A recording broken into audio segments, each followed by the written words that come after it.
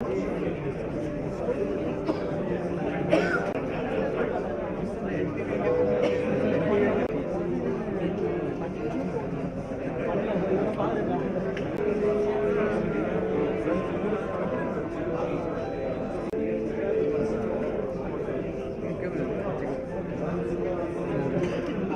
the C3S 10th anniversary commemorative event, the two-day international seminar on trends and transformations in China's geopolitics, strategy, society and business.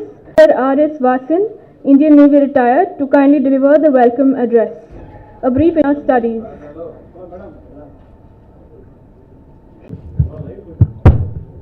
Very good morning to all of you. Honorable Raksha Mantri, Srimati of China Studies, Ambassador Ganapati, Member C3S, Professor Surnarayan. Very good morning and a hearty welcome to all of you. Can we ask the press to kindly not speak? Thank you. It's a great day for us in Chennai Center for China Studies as we complete 10 years of existence, a fruitful existence I must say.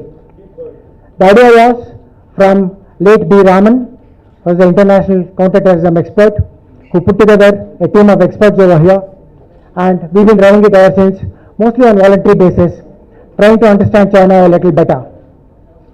By and large, this has yielded results, and this is a great occasion because we are able to get the support of Honorable Raksha Mantri, Nirmala Sitharaman, and she had her own commitments, and yet she was able to readjust her own schedule to be able to come here and be with us to deliver the keynote address. C3S itself is perhaps the only think tank that's away from Delhi, which is specializing in China issues. And therefore, what we put out in the public domain, in terms of providing policy options, in terms of generating discussions, and in terms of engaging the youth particularly. I must tell you that we have over 200 young members who are registered as young members of Chennai Center for China Studies, and they are the ones who are contributing to understanding the mind of the youth in terms of India-China relations. We also been encouraging a lot of interns to come and do their internship with us. We've done about 32 internships so far, and you'll see that some of the publications which are brought out by them will be released by the Honorable Raksha Mantri today. As I said, these efforts to try and understand China better is something that is our focus. We have a wonderful team of those who volunteer, which includes former ambassadors, academia, army, navy, and young people who are there, businessmen. So I think this is the strength of Chennai Center for China Studies, where we are able to harness the collective expertise and experience of these people, and therefore engage in the study of China. So this milestone of 10th anniversary is something that we look forward to be able to celebrate. This will be a year-long celebration more in terms of understanding the nuances of India-China relation. Note that coincidentally, we did not plan it this way, the ACO summit is happening tomorrow onwards. It's not that we planned for this, so one leads to another, and therefore the deliberations in the next 2 days, tomorrow and day after. We have wonderful people who have come from all over. Let me extend a very hearty welcome to the Nirmala Sitharaman. She will be introduced subsequently by Asma Masood. But Madam, personally I am very grateful to you for this gesture, very kind gesture, that you are able to readjust your schedule and be here with us. It means a lot to us in terms of our own activities. Ambassador Ganapati has joined us recently. He brings to the table his rich experience from the foreign ministry. He has held important portfolios in different continents and different. Minister of Defence Srimati Nirmala Sitharaman to kindly light the lamp.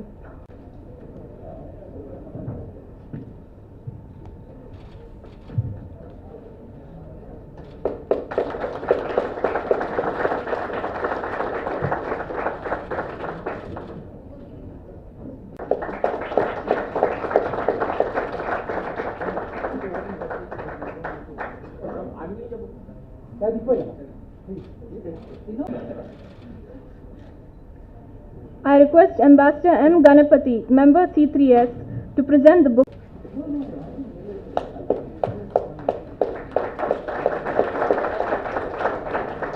And I now request Commodore Vasin, Director C3S, to gift the dignitary with a memento.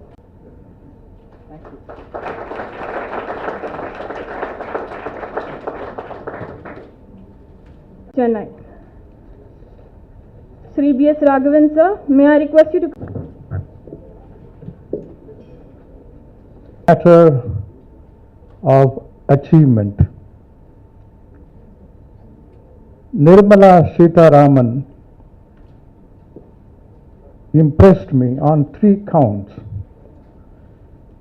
First, when I met her some months ago to share my ideas on how to make this country #1 in the world, I noticed her capacity to listen was something that I had not seen before. Very carefully, very patiently, very intently, she listened to me for more than 45 minutes. Our sage Thiruvalluvar of Tamil, 3,000 years ago, devoted a whole chapter on listening, the importance of listening on the part of a leader. That was something, a memory that will not be erased from my mind. Her patience, her willingness, her intensity. During the entire period of 45 minutes to 1 hour, she did not allow any interruption, any phone call. Concentrated application of mind to what was being said. The first most important element of leadership. Second, as a student of management, her keenness, her efforts to see things for herself, another very, very vital ingredient of leadership. Not to accept assumptions, not to accept what is presented, but have things corroborated, validated by personal inspection, to see things for oneself. The third, and to my mind, the most important of all, was the imagination and the vision with which she approached issues, not as issues, but as something to do with human beings. Building of rapport, instant rapport, and to ensure that people are motivated, inspired by one's own example. That kind of an imagination and vision. 10 ambassadors to China wouldn't have accomplished in their tenures. Not even maybe summits could have accomplished this. What she accomplished in 20 minutes on the Nathula Pass. She goes to, within a couple of months of joining, she goes to Nathula, and she just didn't go around and come back. She goes towards the 30-40 Chinese soldiers to the very border of the line of control and smiles at them. The Chinese soldiers, the Chinese there had no option but to smile back. Number 2, she did something that took my breath away. I wrote to her at that time that I was thrilled by that visit, because he goes and teaches the Chinese how to greet Indian people with their namaste. He teaches them how to say namaste and makes them say namaste. Now, many people see country relations as something of an abstract proposition, something to do with scholarly pronouncements. But believe me, country relations are built upon this kind of imaginative handling of human relations. If you want to know how dramatic the impact was, when you go home, you go to Google and type there, Nirmala Sita Raman teaches Namaste to Chinese soldiers, and you will see a very interesting and very impactful clip. I think that summarizes these three elements, summarize her approach to her assignment, to her job, are going to make the future world order meaningful for the people of the planet. We already have about 6 billion people. We are racing towards 8 billion, 10 billion people. And we need not the old world order where we think in conventional shibboleths, where we deal with the same phraseology that we had been using for the past 100 years. Because this world, whether we like it or not, willy-nilly is becoming one world, for the simple reason that today, as never before in the history of human beings on this planet, we are having 5 revolutions taking place simultaneously. Never before in the 4.5 million years of human habitation of this planet had so many revolutions been taking place simultaneously. Between the agricultural revolution and the industrial revolution, it was 1,000 years. Between one revolution, between industrial revolution and the electronics revolution, it was an equally big gap.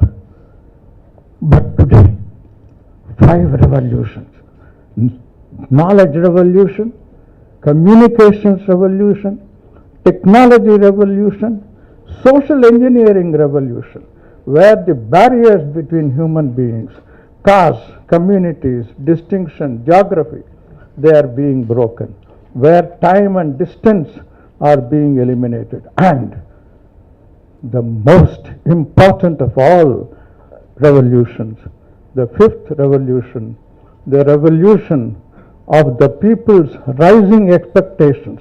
They are no longer willing to put up with the old style of management, the old style of dealing with issues. They are no longer willing to put up. They are becoming aware. Even people who may not be educated from our point of view are getting massive political awareness by sheer participation in democratic and also in public affairs. Therefore, it is a dynamic country, and we are very often apprehensive as to how to deal with such a situation. But its growth momentum and rising trajectory are yet to peak. It may last for another till the end of the century. So we have to reckon with a country which has not yet reached its peak. And we will have to ensure that we deal with that country in a spirit of self-confidence. How do we do that? We will have to develop our own inner strength.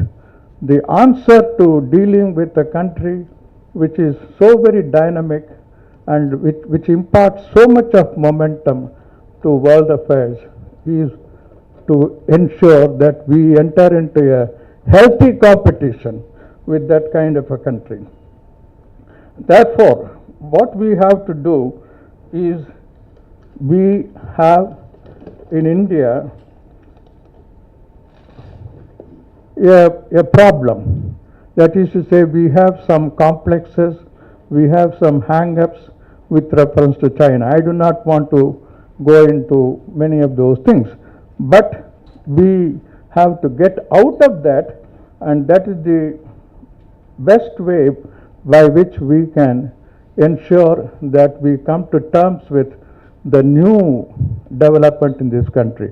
I am very passionate about this because I believe that if only China and India come together, they will be the pioneers in bringing about a new world order. Therefore, it is time to put all our reservations behind. I can only hope that India's Prime Minister and Chinese President in their informal summit recently made it an occasion to effect a turnaround by discarding the old inhibitions and complexes bedeviling their relations, and used it as a golden opportunity to decide on brave new moves for a brave new world to promote mutual trust, economic cooperation, and collective effort to build a brand new world order. In 1975, he was Consul General of India, Sydney, 2001 to 2005. From 2011 to 2012, he was Secretary West, Ministry of External Affairs. I of course consider it an honor and privilege to be here with all of you as the Centre celebrates its 10th anniversary along with the National Maritime Foundation, Chennai. I congratulate the Centre for completing an eventful 10 years with a successful and result-oriented innings. I should recognize the signal contribution of the founders of the Centre, Mr. B.S. Raman, and the immediate past director, Dr. D.S. Rajan. Their legacy was always difficult to emulate, but has been ably carried forward by Director Commodore R.S. Vasan and his very competent team, both young and old.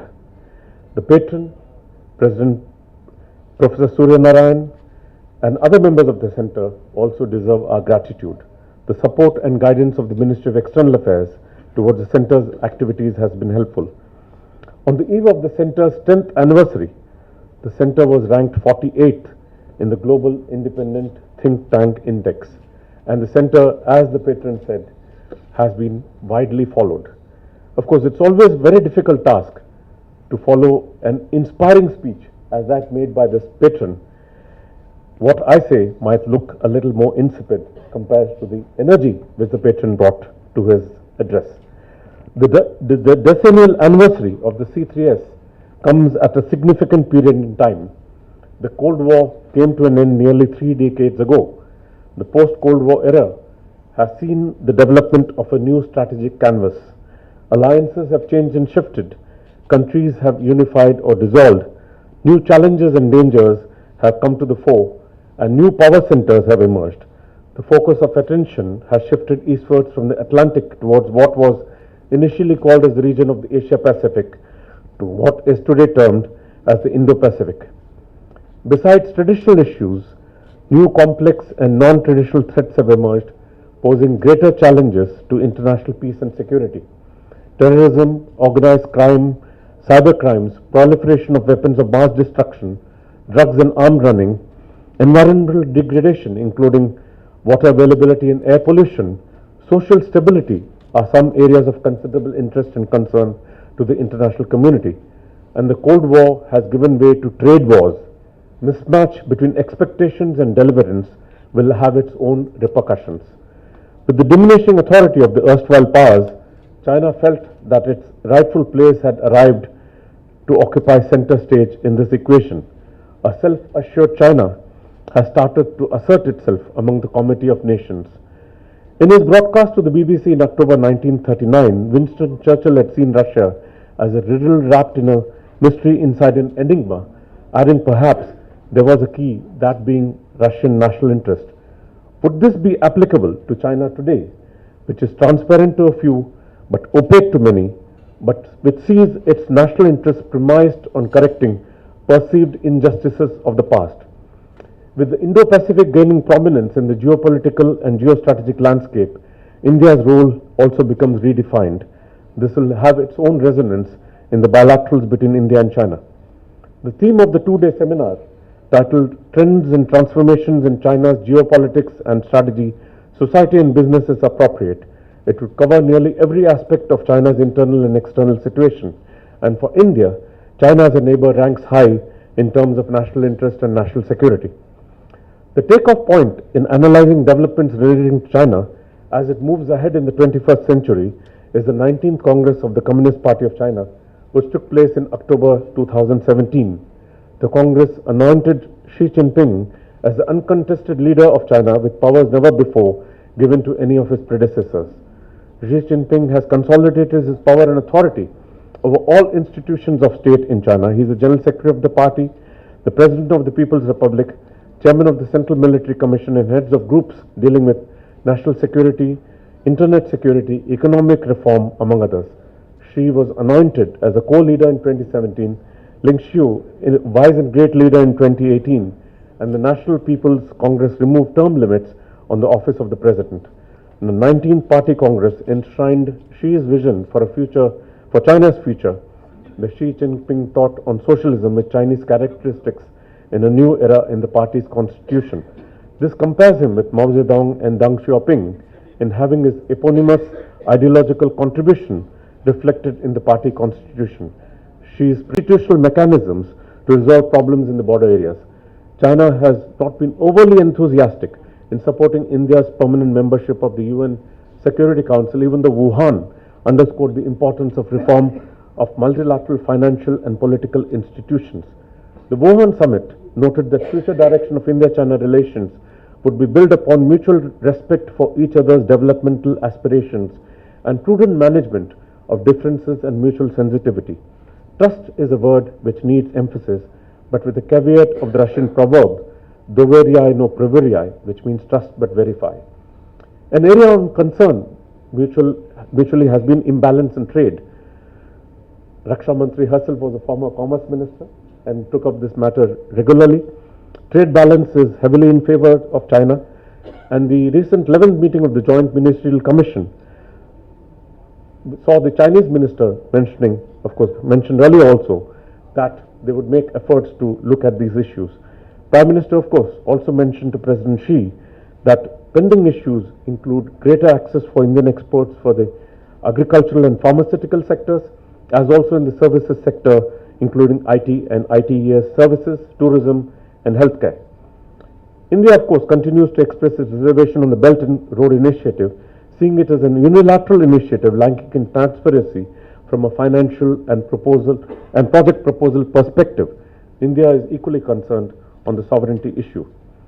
India and China recognize the common threat posed by terrorism in all its forms and manifestations and have strongly condemned it. However, China's opposition to designate Masood Azhar in the 1267 Sanctions Committee is surprising.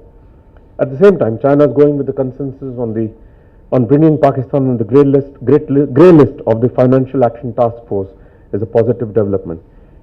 An MPhil from Jawaharlal Nehru University, New Delhi, 2014, and was re-elected in 2016. She was a Minister of State in the Ministry of Finance of India. May I now request her to kindly address the gathering.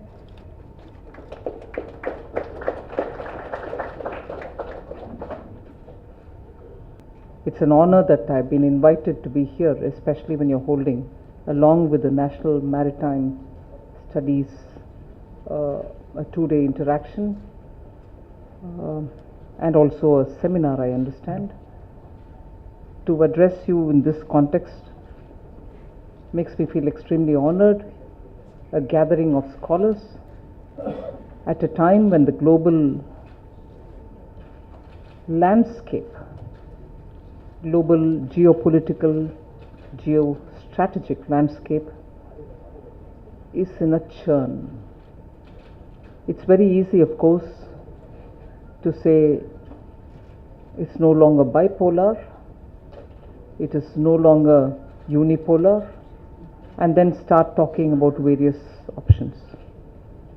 But yes, it is a time of churn, and at a time when China is emerging, the description of how China is emerging, what are the kind of strengths it has shown, where is it in the global economy, where is it in the global political arena, and so on, has already been very nicely described. But before I get into some of the details of what I would like to say to you,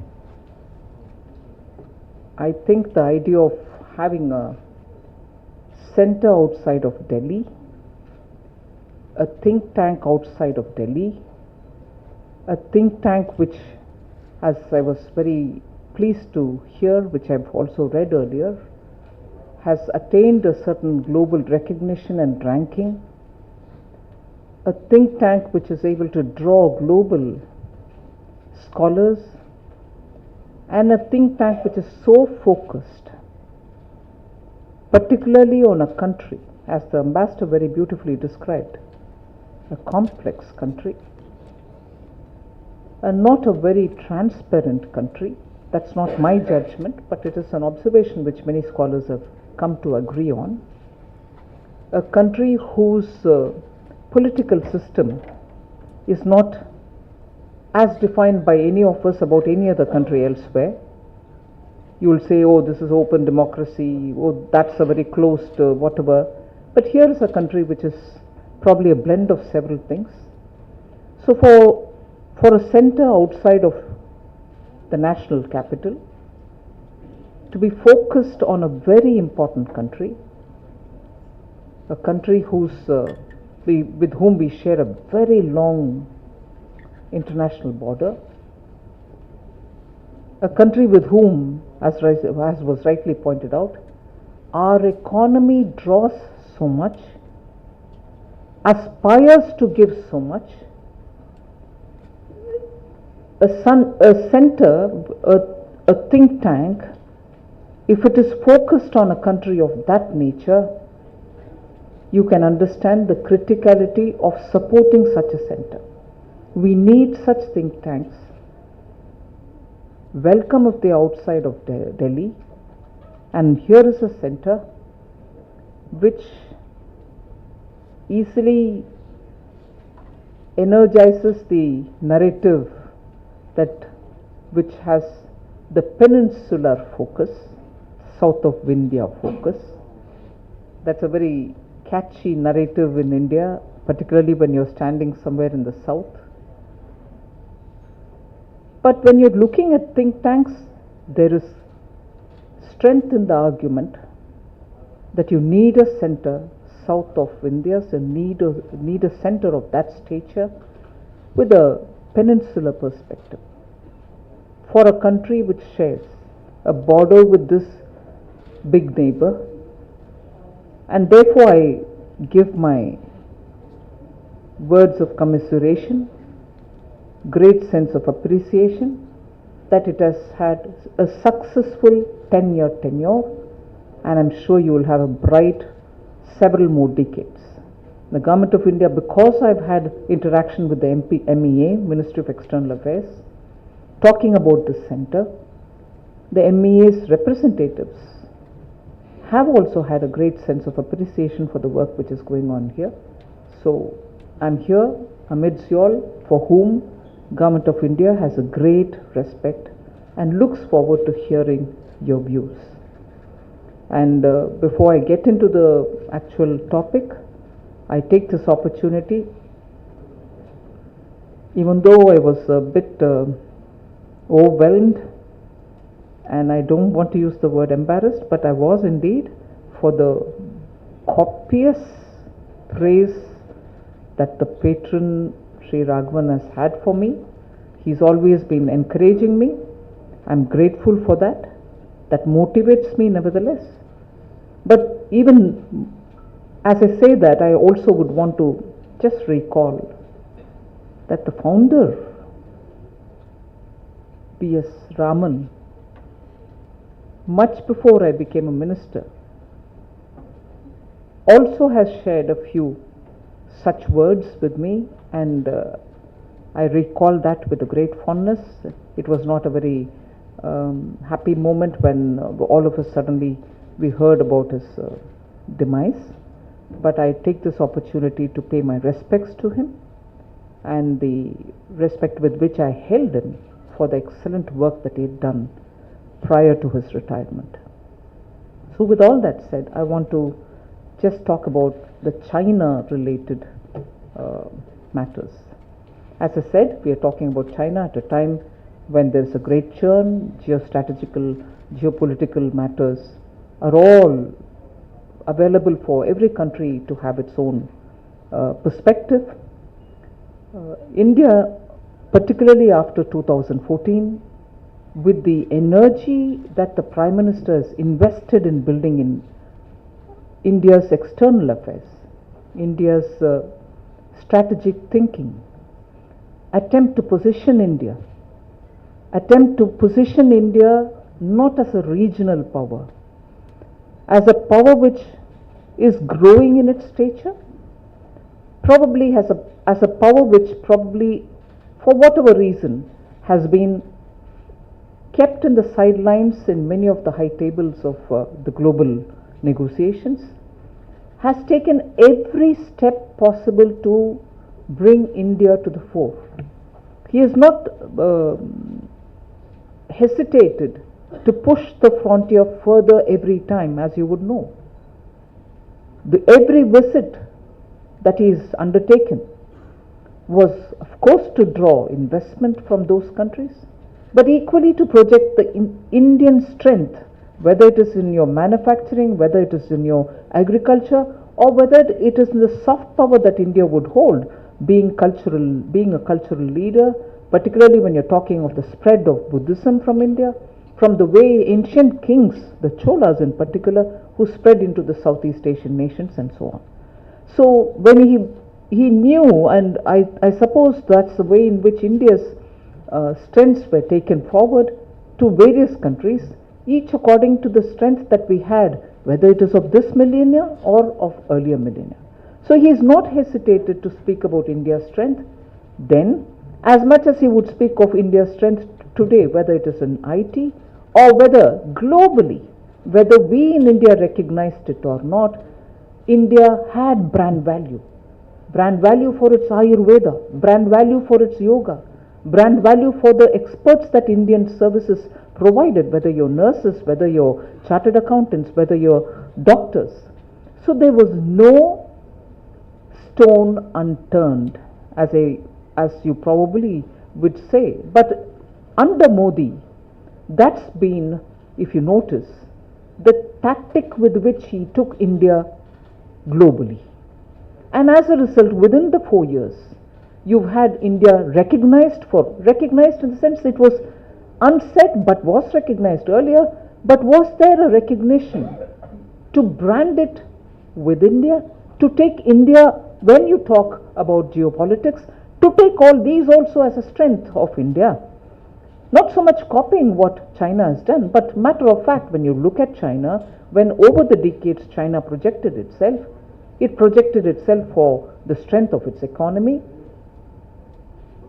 the kind of language, the ancient culture, the kingdoms that have been, and so on, for its herbal medicine. So many things also together made what you would have understood of China, but India, for instance. And this is not really getting into a easy narrative, but matter of fact, India, for instance, would have gone with a narrative which is, it's all right, you produce great engineers, it's all right, you produce wonderful doctors, it's all right, all over the world. Brain drain happening in India has benefited the rest of the world and so on, but why is there poverty in your country? You wouldn't probably ever deny this. So you would have that kind of an identification. I'm sure when you're talking about China, even today there are parts of China, regions within China, some pockets within China which do have developmental indicators which are not as good as that which you would see in Shanghai or Guangzhou or Beijing. But that successfully they overcame over the decades and were able to promote an image of their country as a growing power. So that is one thing which the Prime Minister definitely wanted to break that mold and take India for its strength wherever he went. As a result, today you have India being seen as a emerging power, but not a regional power anymore. You are able to talk about Wassenaar, you are able to talk about MTCR, you are able to go to the UN to say what you think in terms of world's counter-terrorism efforts will have to be. You're able to contribute, you're an important partner in terms of sharing intelligence which is required to take care of global strategies for terrorism, countering terrorism and so on. Now, if that is one angle, the other is recognition also, not just from one country, of how India is now at the center of a whole lot of developments globally. The fact that we kept saying India, look east, act east, and also started speaking about Indian Ocean. Today we've understood that we are a key player in the Indo-Pacific. And I might be probably jumping a bit away from the platform that I'm creating, but to say the narrative when you're talking of budget for the armed forces, I'm also seeing that the need for greater support for our maritime adventures not in that sense, maritime activities, whether it is your HADR, whether it is your SAR activities, it's no longer just your Indian Ocean waters. You're going further. Like as I'm talking today, you have our fleet, some of our ships which are in Guam, participating in some exercise. Only recently we were in Vietnam. So your look east, act east, your Indian Ocean, your Southeast Asia is now stretching further to the extent that, however you may call it symbolic, the US command, which was the Pacific Command, is Indo-Pacific Command. In a way, it tells me the centrality of India in this whole process. The role that India will have to play in the Indo-Pacific region is what is getting underlined. And therefore, I see that at a time when you're looking at, in fact, there are times when I was, initial days when I took a lot of briefing from non-ministerial, non-force related, headquarters related outsiders who were coming and talking to me. Outsiders, experts who live civil lives, who came and talked to me. There was once somebody who did say that it's all right in India, we look at the hills, we look at the Himalayas, we look at the desert borders, naturally because you have our neighbors with whom you have a very sometimes challenging relationship. And this person once turned the map around and showed it to me. Now you're Raksha Mantri, would you also want to turn 180 degrees and see from where you are to the seas that are below us, the extent of the water and the activities which are happening there. 40% of your trade, your crude, your this, and 40% not just of your trade but also trade of China passes through these waters. What does that strategically imply to you? Are you looking at dealing with that? And that's exactly where, much to our notice, and we do take cognizance of it, a lot of activities have been happening. It's not as if it's for the first time. The entire narrative of the string of pearls also emerged from there. So India's position today is very clearly not just dealing with the northern borders, in many places which is not so defined, the western borders which is defined but where you have issue almost every day, but this whole stretch of the water through which, whether you're containing piracy in the maritime terrain, or whether you're looking at Malacca, whether you're looking at Sunda, or whether you're looking at further Indonesia, the importance of or the presence of very many other forces which you have to take into your cognizance is what we are repeatedly doing in the ministry. And when we are talking of all these, like the way it was rightly referred, post October 2017, we are looking at a different China where the leadership has done quite a lot in terms of internal restructuring. Slightly before that, we had quite a lot of conversation of how the Chinese economy, moving away from an export-driven economy, was looking at a consumption-driven economy, and therefore the nature of industry was all being absolutely revamped. A structural adjustment within China for looking at an economy which had maximum derived its strength from export-driven activities was now at a position, probably comfortably placed, strongly placed, to be able to get that changed, have the industries refocus on domestic market. So there was this whole structural reshuffle or restructuring happening of the industries in China, which would probably place less weight on exports but look at greater importance of domestic consumption. That was happening. Simultaneously, we heard about how the yuan was aspiring to become a global currency. Till today, all of us are aware, and many monetary experts would say how. The position of a currency of international exchange would still be with the dollar, less with the pound. But you started realizing that the aspirations of the Chinese was to make the yuan, the renminbi, to become an international currency, and therefore there was also the speculation at one point in time that the undervaluing currency valuation related decisions which China had taken, all within a month, I think about 3 times the currency was devalued.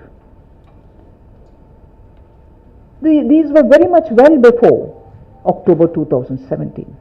So the revamping, structurally changing of the economy and its driving forces and its priorities took a top agenda before October 17 in China.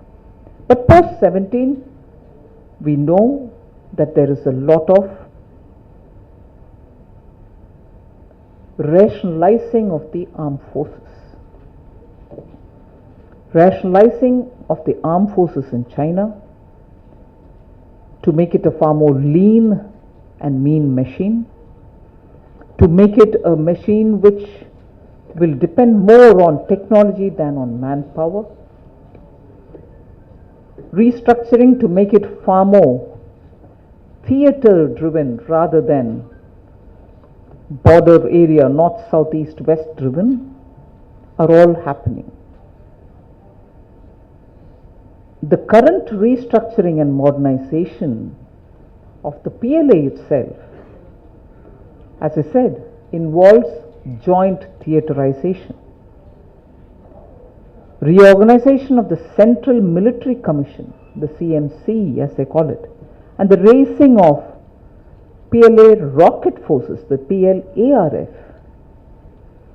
PLA Strategic Support Force, as well as conversion of its existing forces into a combined arms brigade, are all majorly noticed.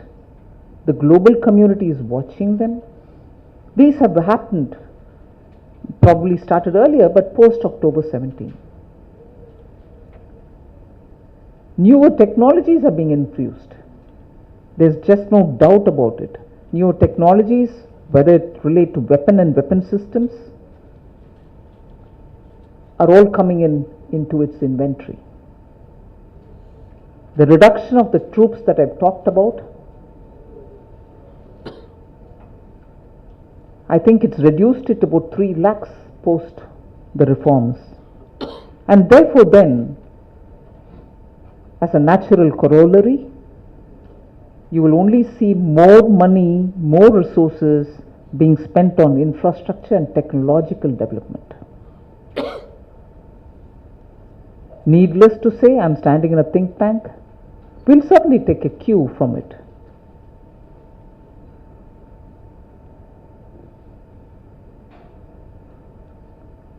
Even as I say that there is a structural readjustment of its armed forces, the way in which resources are being spent, it's not like the economy where we spoke about not export driven, but it's going to be looking inward, make it far more consumption driven.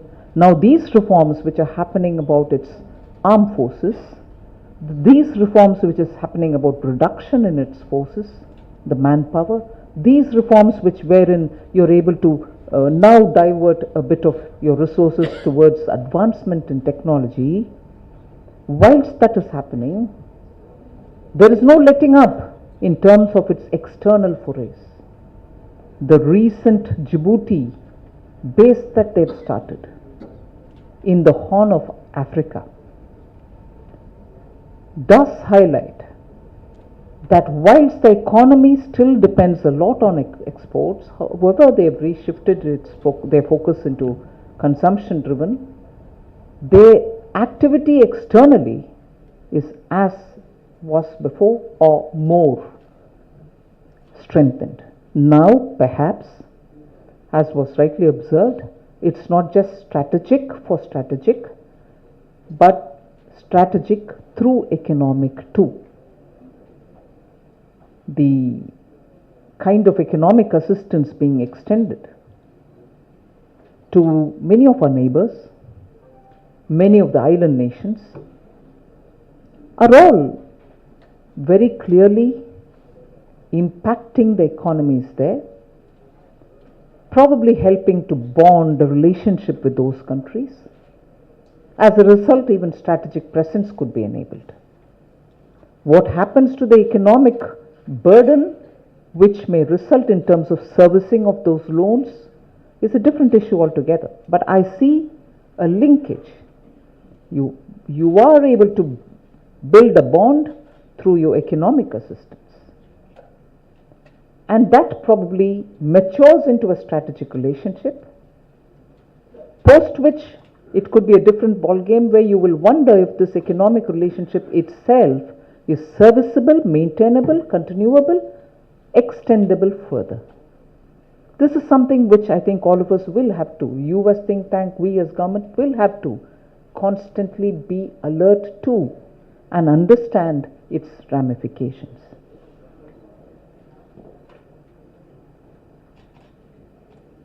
The focus of the reforms, I'm not, I suppose, giving what the think tank will have to tell me, but at the same time, I also want to make sure that I lay before you some of these thoughts to just assure you that the ministry is equally observing, learning, understanding the dynamic changes that are happening.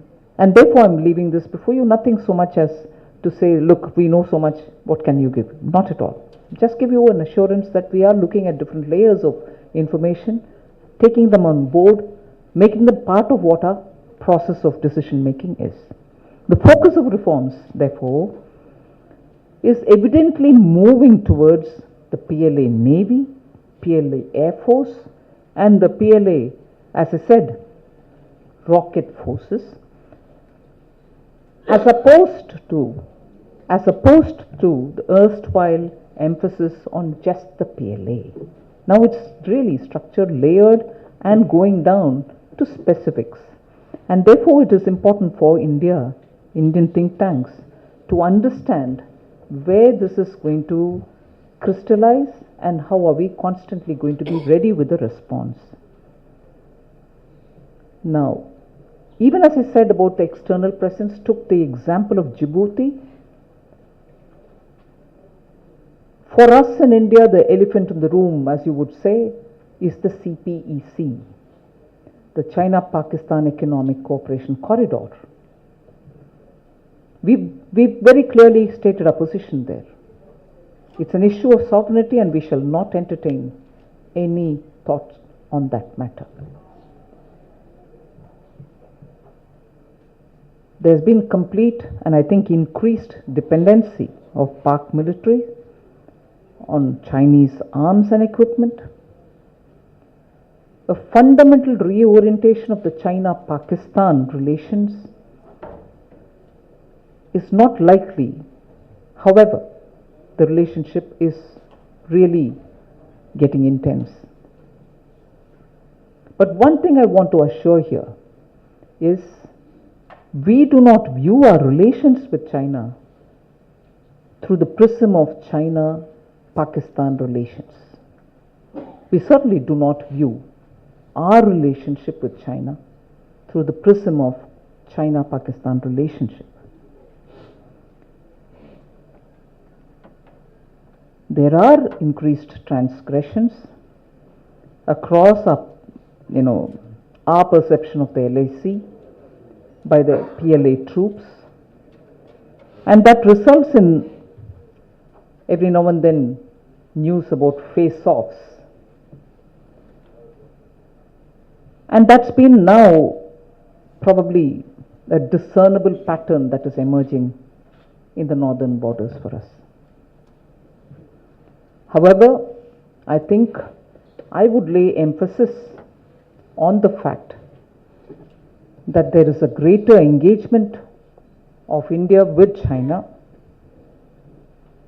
India's participation in the SCO, the Shanghai Cooperation countries, is definitely giving us greater opportunity for engagement, and engagement itself, therefore, can be one of the very strong ways in which relationship can be bettered.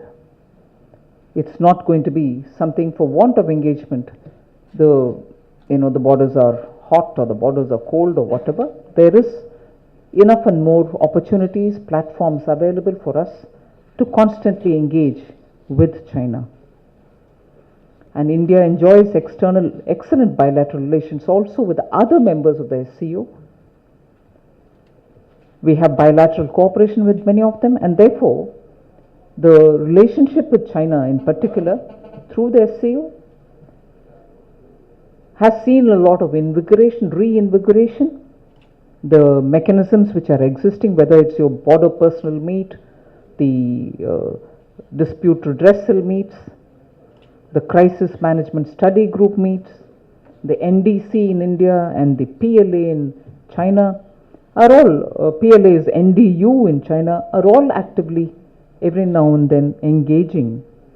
And it's a very important necessity to this relationship, this engagement through these various existing mechanisms are kept active for confidence building. And with that said, I think I will give a minute to what the ambassador rightly said. It's been the Prime Minister's USP in forging a personal level relationship with the Chinese leaders, particularly with the President of China, as was seen even with the President of Russia. He's now made a very vigorous engagement possible even in an informal meet. The Chinese leadership themselves very clearly mentioned that for the first time in China's history, twice, not just once, for the same leader from the same country, the Chinese leadership agreed to welcome him outside of Beijing. Outside of Beijing, this time in Wuhan, the President having an informal meeting with our Prime Minister.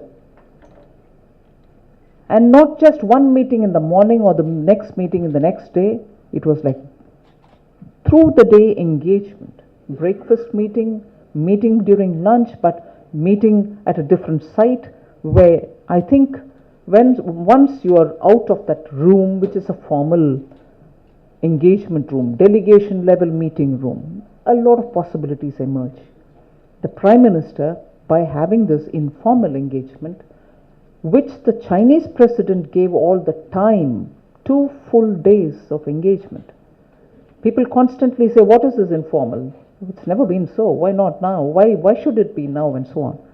But I would put it before you that this long-term engagement, this informal engagement, and just not one-off meeting, but consistent flowing through the day for 2 days engagement, will have some outcome in the short term, but without doubt, in the long term, the relationship between India and China will immensely benefit from this engagement. At our levels, of course, when we've talked with our counterpart, my senior colleague, Honorable Sushma Swaraj, also in the SCO summit, engaged with the External Affairs Minister of China. I was there, along with the other SCO members. In our bilaterals, several issues in the light of post-Doklam kind of a era, we have engaged and asked for. I have requested them that there should be a greater interactive forum. We should have definitely a hotline between India and China, so that if there are situations like the ones which we faced, where of course lots of different level of engagements have happened over the months, 72 days if I do know right, a hotline would definitely reduce the time consumed in reaching the empowered decision makers when there is a crisis at the ground level. We have certainly underlined the fact that the border personnel meets, the flag officers meets, and all that can happen, but we need to have that hotline, because that would easily, sooner, within a short time, help us in being ready for a resolution. So that is one of the things that I have highlighted, but I'm sure there are many others which are happening. I wouldn't want to burden you with more of what we are doing. It's a time when I wish this 10-year institution, which has contributed already greatly towards understanding China better, does well and continues its good work. We look forward to your inputs. I wish the center a great deal of success, the Chennai Center for China Studies. It's very catchy to say C3S, but I'm more comfortable with the longish name. But thanks very much for giving me this opportunity. I'll constantly look forward to learning from you. I wish the 2-day program all success. Thank you.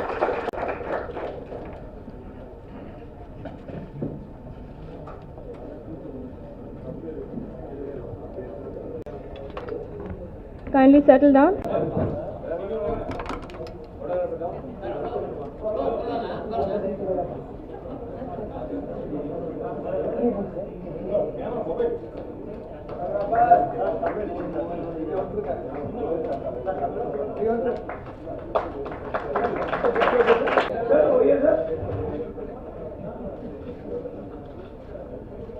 Authors to kindly come forward to receive the first copies from the Honorable Minister of Defence. The authors, Ms. Nappinai Damodaran,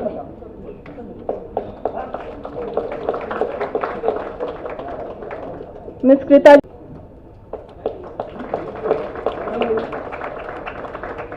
and Ms. Akanshka Soni.